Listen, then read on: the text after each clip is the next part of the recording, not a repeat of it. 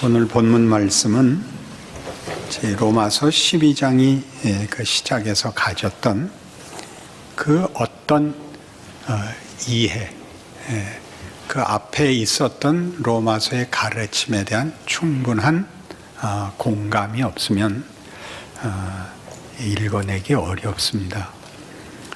그러므로 형제들아, 하나님의 모든 자비하심으로 너희를 권하노니 너희 몸을 하나님이 기뻐하시는 산 제물로 드리라, 이렇게 되는 거죠. 그 하나님의 모든 자비하심은 우리를 구원하시는 하나님의 능력, 무한한 은혜, 자비, 예수 안에서 이루신 구원입니다. 얼마나 긴 세월에 걸친 하나님의 성실하심과 그리고 오래 참으심과 지극하심과 구체적인 구원인가를 충분히 보았으니 너희 몸을, 우리 전에도 설명했다시피 너희 삶을 이 하나님의 일하심의 결과인 인생으로 살아라, 그겁니다. 구원받은 자의 인생으로 사는 것은 우리가 신자답게 살자, 옳은 일을 하자, 쓸모있게 살자, 이런 개념에 갖다 붙들어 맬 것이 아니라 하나님이 원래 의도한 자기의 형상대로 만든 그 인간의 가진 목적, 하나님의 영광의 찬송이 되게 하는 것. 로마서 6장식으로 얘기하면 내가 사람의 예대로 너희를 권하노니 너희가 죄의 종이었을 때 무슨 열매를 얻었느뇨. 그러나 이제는 죄에게서 해방되고 의의 종이 되었으니 하나님의 자녀로 살면 어떤 삶이 되는지 따라가 보라, 라는 요청인 것입니다. 거듭 강조하는 것은 기독교 신앙이 옳고 그른 것, 천국과 지옥이라는 것으로 작아지거나 가난해지면 안 된다는 얘기입니다. 그런 것들은 다 이 특징의 어떤 면을 강조하기 위하여 쓰인 단어들이지만 원래 풍성함과 큰 것이 그런 옳고 그른 것이나 기능적이거나 유용성이거나 명분이나 도덕에 의해서 작아질 위험이 있다는 거죠. 그러니까 너 명예롭게 살아라 하는 말이 명예라는 다만 추상명사에 묶이지 말고 하나님이 이제껏 우리를 구원하기 위하여 하신 일들을 보면 하나님이 어떤 분인지 이제 알 것 같지 않냐? 구약을 읽어보면 하나님이 잘못한 게 뭐가 있냐? 이스라엘이 못났지. 그 못난 사람들을 하나님이 어떻게 대접하시더냐? 하나님이 얼마나 울고 개입하시고 그리고 놓아두지 않고 기다리시고 달래고, 그러나 그의 거룩하심을 타협하시지 않는 것 보지 않았느냐. 그것이 예수 안에서 어떻게 정말 말도 할 수 없는, 이 세상이 담아내거나 이해할 수 없는 방법으로 우리를 구원하기 위하여 죽음 한복판을 깨고 지나가는 식으로 그의 구원을 이루었다는 것 봤으니 그가 하시려고 하고 목적하시려는 그 십자가로 이루사 우리 보고 살아보라는 그 길을 걸어라, 그런 얘기입니다. 다른 걸로 하는 것은 우리 이해를 돕기 위해서 나와 있는 것이지, 그것 자체가 궁극적인 가치가 되어 우리를 묶으면 기독교의 원래 의도한 하나님의 높으심과 넓으심과 깊으심은 방해를 받는다, 그 얘기입니다. 그래서 로마서 12장 2절은 이거였죠. 그러니 너희는 이 세대를 본받지 말고 하나님의 뜻이, 그 기쁘심이 무엇인가 분별하라는, 살아보면 알지 않냐, 세상은 거짓되지 않냐. 그 나이가 들어야 합니다. 젊었을 때는 누구나 이기면 행복이 올 것 같고 열심히 하면 어떤 자랑이 생길 줄로 압니다. 당연히 그렇지요. 살아보면 여러분, 속고 실패해서만 아는 게 아니라 성공해도 알지요. 성공해도, 세상에서의 성공, 누구를 이긴 걸로는 영혼의 답이 없습니다. 내 노력의 보상을 받아도 그건 자랑스럽지 않습니다. 허무합니다. 이게 승리라고? 이게 영광이고 명예라고? 그렇지 않습니다. 세상에서의 모든 성공과 승리는 각박함 속에서 치열함과 모든 술수를 이겨낸 쥐어짠 상처로만 남은 메마른 승리입니다. 아시지 않습니까? 성경은 다르게 얘기하는 거죠. 예수 안에 있는 승리. 그건 뭘까요? 죄 없는 이가, 아니 하나님이 그가 사랑하는 자기 백성들을 위하여 그들의 손에 오해받고 죽는 그 길을 뚫어 주는 영생이란 뭘까요? 어디에 명예가 있고 어디에 참된 답이 있습니까? 없습니다. 우리의 영혼 깊은 곳에서의 갈증을 답할 수 있는 것은 세상에 없습니다. 다만 기만과 체념이 있을 뿐이죠. 이런 신이 있다면 있느냐 없느냐 이상으로 은혜롭고 자비롭고 노하기를 더디하고 인자와 진실이 많은 하나님, 우리를 사랑하여 죽으러 오시는 하나님, 70번씩 7번이라도 용서하시는 하나님, 말이 돼? 그런 신이 정말 있다고? 어디서 확인해요? 여러분의 신앙 고백 속에서 확인했잖아요. 우리가 믿은 것 아니고 어느 날 우리의 영혼이 깨어났잖아요. 은혜를 입었잖아요. 그리고는 스스로 좁힌다니까요. 다시 그러지 말라는 거예요. 그래서 3절이 뭐였죠? 마땅히 생각할 그 이상을 생각지 말라. 우리의 한계를 지적하면서 동시에, 지난주에 뭐라 그랬어요? 그건 구체적인 것이다 그랬어요. 각각의 삶을 살아라. 누구가 하는 거 구경하듯이 살지 않는다. 이것은 각각이 사는 영광스러운 것이다. 각각이 살아야 되는 것이다. 나는 네가 아니다. 내가 너일 수 없는 것이 한계가 아니라 나는 나밖에 나일 수 없는 구체성으로 이 성경의 약속들을 우리 모두가 자기의 인생과 자기 자신에게 채우고 경험하고 누린다. 이렇게 얘기하는 것입니다. 그래서 이제 오늘 4절 이하에 나오는 모든 말씀은 그거죠. 네가 걷는 길에서 그 영광을 살아라. 그겁니다. 뭐라고 되어 있어요?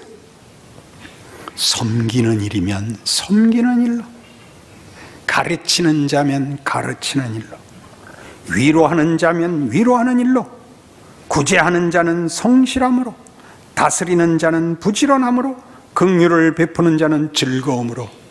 이게 다 한계예요. 더 잘나고 싶으세요?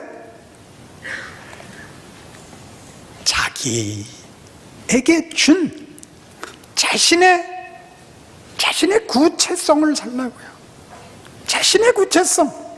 대한민국의 국민이고 누구의 남편이고 누구의 아내고 IQ 86이고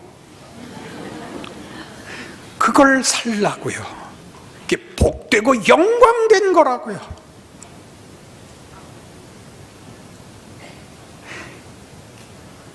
무슨 위대한 무슨 명분을 갖다 걸어서 그 바람에 자기 인생, 자기가 아니면 할 수 없는 자기 자리를 놓치든가 그래서 더 나은 것과의 구별과 경쟁에 뺏겨서 실제로 살아야 되는 일을 하지 못하는 그런 길을 가지 말라, 그겁니다. 그러니까 그러지 말라의 강조점을 두는 것보다 모두가 특별하다, 그런 얘기죠. 모두가 특별하다. 골로새서 3장에 가면 이렇게 되어 있습니다. 모든 서신서는 이 동일한, 오늘 우리가 다루는 이 본문 얘기를 그 가장 중요한 주제로 가지고 있습니다. 골로새서 3장 15절. 그리스도의 평강이 너희 마음을 주장하게 하라. 너희는 영 평강을 위하여 한 몸으로 부르심을 받았나니 너희는 또한 감사하는 자가 되라. 그리스도의 말씀이 너희 속에 풍성히 거하여 모든 지혜로 피차 가르치며 권면하고 시와 찬송과 신령한 노래를 부르며 감사하는 마음으로 하나님을 찬양하고 또 무엇을 하든지 말이나 이래나 다 주 예수의 이름으로 하고 그를 힘입어 하나님 아버지께 감사하라. 대표적인 게 감사죠. 스스로에게 넉넉하지 않으면 감사는 할 수 없습니다. 쥐어짜서 할 수는 없습니다. 안 그렇습니까? 넘쳐야 되는데 무엇에 넘칩니까?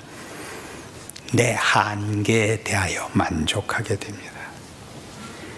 예수께서 이 땅에 오사 육신을 입으셨다는 것은 때와 장소에 붙잡히시는 것입니다. 때와 장소에 붙잡힌다는 건 얼마나 많은 제한 속에 들어옵니까? 무한히 유한 속에 들어와 뭘 만들죠? 구원과 부활을 만듭니다. 그러니 겁내지 말라는 것이죠. 여러분이 발언권을 가지고 여러분 생각이 더 큰 능력으로 증거되어야 여러분의 인생이 가치 있고 쓸모 있을 걸로 생각하십니까? 세상에 속이는 거죠. 너 이겨야 돼. 너 이겨야 돼. 성경은 그렇게 얘기하지 않습니다. 괜찮아, 그러죠. 너 충분해. 우리 자주 인용하는 고린도후서 12장의 사도 바울의 기도 기억나시죠? 이 가시를 빼달라고 내가 주께 3번 간구하였더니 주께서 내게 이르시기를 내 은혜가 네게 족하도다. 이는 내 능력이 약한 데서 온전하여짐이라 하시니라. 기독교만이 하는 것. 은혜, 기적. 기독교만이 하는 것. 우린 이 일에 겁을 내지요. 우리가 더 큰 책임을 가지고 있는데 우리가 부족해서 하나님이 일 못하시는 것 같이 자책하고 마는데 그렇지 않다고 얘기합니다. 감사하는 자가 되십시오. 여러분이 할 수 있는 걸 하십시오. 그것은 아무도 대신할 수 없는 일입니다. 그게 하고 싶은 얘기죠. 고린도전서 12장에 가면 그래서 바로 이런 일들을 섬기는 일, 구제하는 일, 누구를 위로하는 일들의 가치를 고린도전서에서는 이렇게 다뤘었습니다. 고린도전서 12장 28절.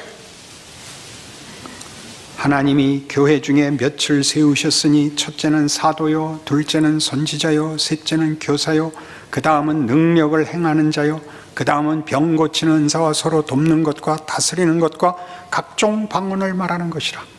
다 사도겠느냐, 다 선지자겠느냐, 다 교사겠느냐, 다 능력을 행하는 자겠느냐, 다 병 고치는 은사를 가진 자겠느냐, 다 방언을 말하는 자겠느냐, 다 통역하는 자겠느냐. 가장 중요한 문제가 뭐예요? 모두 같은 은사를 받지 않는다. 모두 똑같은 조건 속에 있지 않다. 괜찮다. 각각 자기의 조건과 은사가 교회의 유익이 되게 하라. 모두에게 유익이 되게 하라. 너 자신에게 유익이 되라. 그런 얘기입니다. 그리고 이리 끌고 가죠. 너희는 더욱 큰 은사를 사모하라. 여기서 더 큰 은사는 능력이 아닙니다. 더 큰 유익이 되라 라는 뜻입니다. 내가 또한 가장 좋은 길을 너희에게 보이리라. 그리고 사랑이 나오죠.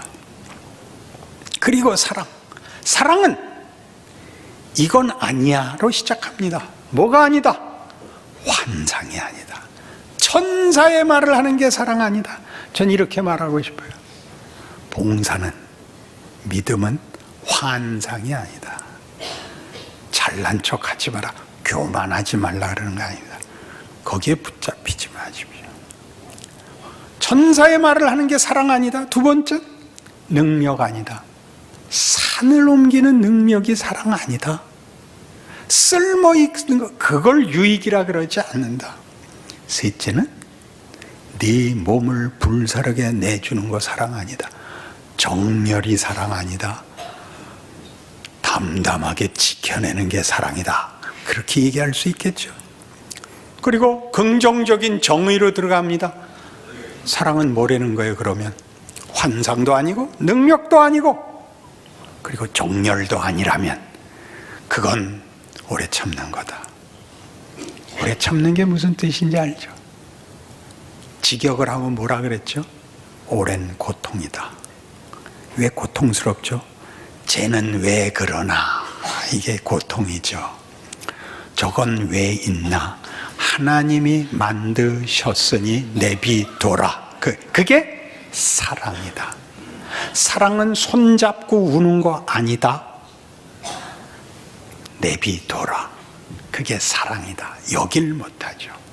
난 왜 이 꼴이야? 내비둬라. 하나님이 너 만들었고 그거 최선의 조건이다. 너 못난 채로 살아내라. 그겁니다. 못났으면 뭘 감수해야죠? 경멸을 감수해야죠. 어렵죠? 경멸을 감수한다고요. 무지를 감수해야죠. 그러니까 모든 은사는 이겁니다. 하나님이 나 같은 것도 불렀고 나를 통해서 일한다라고 스스로의 존재와 한계를 마땅히 생각할 그 이상을 생각지 않는, 그건 하나님 손에 달린 거다라고 자신을 믿음으로 붙잡을 수 없다면 당신이 원하는 다른 지위, 다른 조건을 가져도 소용이 없다고요. 인생을 살면 열등하고 못나서 불행을 당하는 것이 아니라 은혜가 없으면 불행을 당하는 것입니다. 하나님이 함께 하시지 않으면 성공이 올무가 됩니다. 얼마든지 실컷 보는 일 아닌가요? 우리가 세상을 살면서 만나는 가장 많은 범례가 이거죠. 못난 것들이 열심을 부리지 않는 것, 잘난 것들이 자기가 잘난 것보다 더 크게 고함 지르는 것. 그 두 개를 빼면 뭐가 남나요? 아무것도 안 남죠.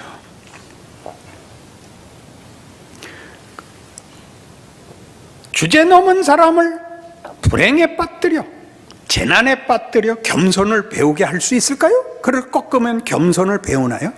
그렇지 않습니다. 그 원망하고 분노하는 자에게 조건과 지위를 주면 그러면 그가 만족할까요? 그렇지 않습니다. 인류 역사 내내 그런 일은 있지 않았습니다. 그건 기독교 신앙에만 있습니다. 하나님만 주시는 은혜며 능력입니다.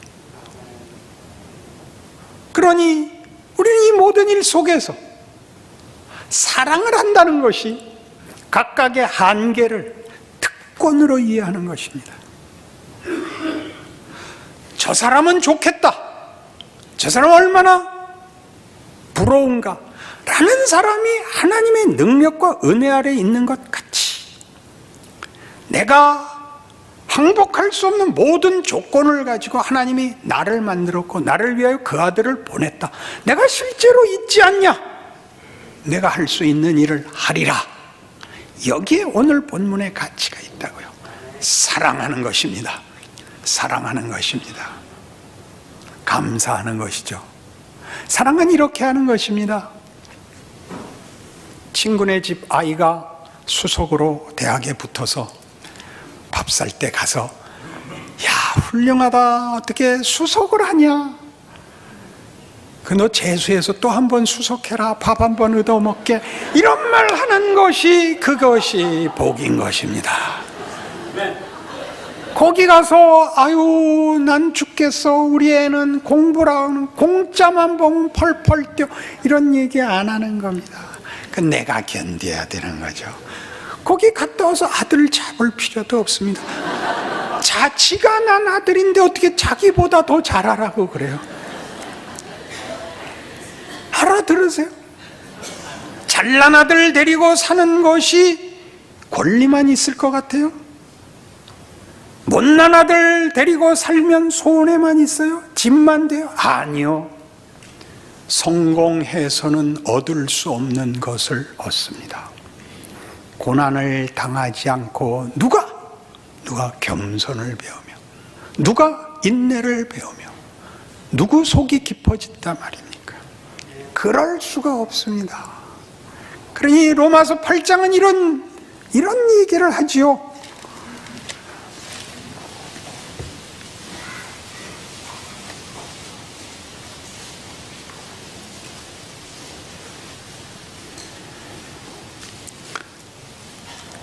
로마서 8장 12절. 그러므로 형제들아, 우리가 빚진 자로 돼 육신에게 줘서 육신대로 살 것이 아니니라. 너희가 육신대로 살면 반드시 죽을 것이로되 영으로서 몸의 행실을 죽이면 살리니 무릇 하나님의 영으로 인도함을 받는 사람은 곧 하나님의 아들이라. 너희는 다시 무서워하는 종의 영을 받지 아니하고 양자의 영을 받았으므로 우리가 아빠 아버지라고 부르짖느니라. 성령이 친히 우리의 영과 더불어 우리가 하나님의 자녀인 것을 증언하시나니 자녀이면 또한 상속자 곧 하나님의 상속자요 그리스도와 함께 한 상속자니 우리가 그와 함께 영광을 받기 위하여 고난도 함께 받아야 할 것이니라. 구체적인 인생을 살죠. 우리 앞으로 가면 이 문제를 더 집중적으로 다룰 날이 옵니다. 왜 고난 속을 걸어야 하는지를. 그리고 분명한 것이 있습니다. 우리의 영광은 고난을 이기는, 고난이 없는, 고난이 없어서 무사태평이 아니고 고난으로 막을 수 없는 큰 것이라는 걸 알게 됩니다. 우리가 당하는 고난이, 그 고난은 외적인 고난만이 아니라 스스로의 한계로 인한 고난이 있습니다. 우리의 못난 것도 우리에게 유익을 끼칠 것입니다. 이 영광을 만들어낼 것입니다. 우리는 아차 잘못하면 바로 이것, 마땅히 생각할 그 이상을 생각지 말라는 이 말씀과 각각 조건이 다른 그 자리에서 하나님의 사람으로 사는 이 일을 그르치곤 합니다. 오판하곤 합니다. 이것은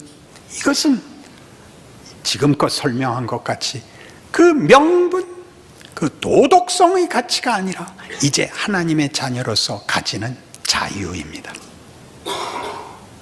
무슨 자유? 죄에게 굴복하지 않고 우리가 선택할 자유. 무슨 선택? 하나님이 보이신 하나님의 길과 하나님 없을 때 우리가 가졌던 과거의 세상의 시험과 위협이 주는 것 사이에서의 선택을 가지게 된 것입니다. 우리 보고 이렇게 묻는 것과 같죠. 공부할래? 음악을 할래? 그림을 그릴래? 축구를 할래? 이렇게 물어보는 것입니다. 너 죽을래? 이렇게 물어보는 게 아닙니다. 무슨 말인지 아시겠습니까? 공부는 석차를 매기기 위해서 시작한 게 아닙니다. 음악은 많이 팔아먹으려고 시작한 것이 아닙니다. 인간의 존재의 가치와 아름다움을 표현한 것이었습니다. 우리가 축구를 하면 지면 상대방 다리라도 부러뜨리고 나오는 것이 아니라 두 팀이 만들어내는 인간 정신의 가치의 고급함을 보이는 것입니다. 지면 마치 목숨을 잃은 것 같이 고개를 떨구고 나올 만큼 최선을 다하는 투지를 불살러, 그러나 정정당당히 붙어 하나의 예술 작품을 만들어내는 것, 그게 운동 경기입니다. 그러니 응원을 하는 거죠. 직접 그라운드에 나서지 않을지라도 어느 쪽을 편들어 지면 다 죽여버릴 거야. 그리고 지면 선수들하고 같이 서서 우는 거. 그런 가치들을, 그런 명예들을, 그런 인생을 사는 겁니다. 한 팀을 응원하고 거기에 내 기쁨과 슬픔을 묻는 것보다 더 큰 조건이 있죠. 사는 것, 내 가족. 그 모든 것이 그런 하나님이 우리에게 허락한 신자된 영광이고 특권이라는 걸 이해하신다면 저도 멋진 내용을 담을 수 있게 되는 것입니다. 그걸 할 줄을 모르면 다만 승패만 남고 이기기 위하여 영혼과 인생을 팔아먹게 됩니다. 그러지 마십시오. 우리의 자랑은 저도 된다는 것입니다. 예수님은 지셨습니다. 그죠? 실제로는 이기셨죠. 하나님의 뜻을 따라 기꺼이 죽음의 자리에 자신을 내어놓으므로 세상은 그가 졌다고 판정을 내렸으나 알고 보니까 세상이 진 거였죠. 예수를 믿는다는 고백 속에 그 내용이 빠져 있으면 우리는 절대 죽지 못하는 사람들이 됩니다. 그러면 세상보다 더 악착스러워지죠. 세상 사람들의 비난 속에 이거 있는 거 아십니까? 저것들은 예수 믿어서 돈도 벌고 지위도 가지고 게다가 죽으면 천국도 간대. 그렇게 되지 마십시오. 우리가 가진 것이 가난하면 그 욕을 먹게 됩니다. 여러분들이 가진 것이 무엇인지를 알아서 우리는 유일하게 질 수 있는 사람들입니다. 그 속에서 부활 승리를 만들어내는 사람이라는 걸 스스로 납득하고 있지 않으면 세상이 행하는 모든 야비함과 더러움을 다만 기독교라는 이름을 걸어 호도하는 것이 될 것입니다. 그러면 누구에게 재난이 오느냐?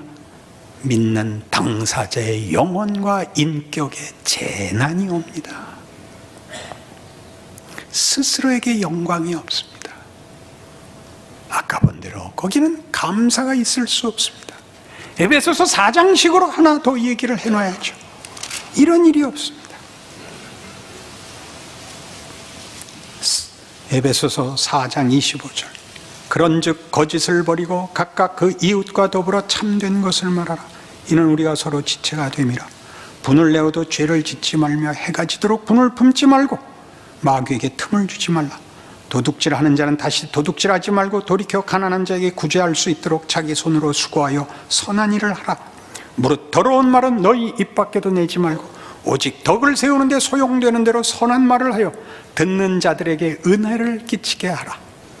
도둑질하지 말라가 무슨 뜻이라고요? 우리는 내 이웃의 것을 뺏어서 우리의 필요를 채울 필요가 없는 자다. 그런 뜻입니다.